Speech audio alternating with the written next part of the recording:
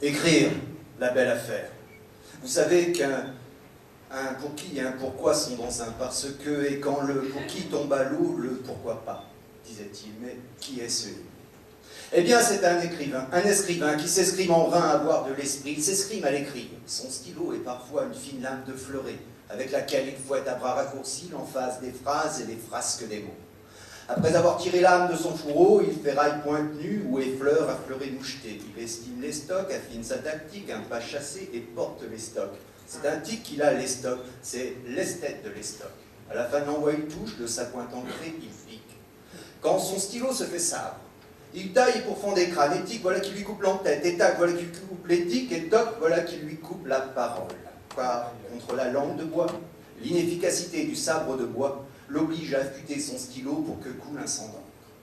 Il embroche les mots, il tranche et hache aussi, il hache menu.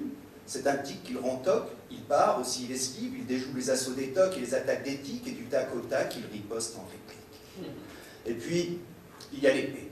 D'abord, au-dessus de sa tête d'esthète, il y a celle de Damoclès qui s'entête à le menacer d'estocade, à en devenir toqué de confusion. Faut-il qu'il croise l'enfer de ces mots armés d'un simple stylo? Prenez garde à vous, prenons garde à nous.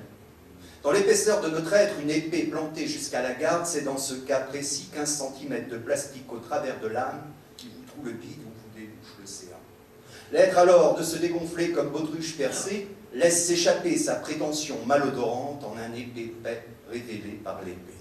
Scripteur, scribouilleur, je vous le dis, c'est un escrivain qui s'exprime en vain à avoir de l'esprit, mais il s'applique à piquer, du mieux qu'il le peut, mot à mot, phrase à phrase, inestimable logos en logorées ineffables. Sa pointe digue, c'est aussi, quand se dénie l'écrit, l'escalibur du roi Ratu. C'est la Durandale pour briser le roc de l'indicible. Un glaive romain pour la guerre des mots, un sabre d'abordage pour pirater le verbe.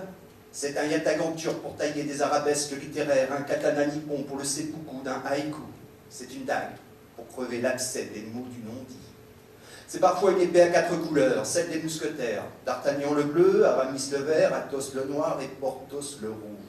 4 lames pour écrire une page d'histoire.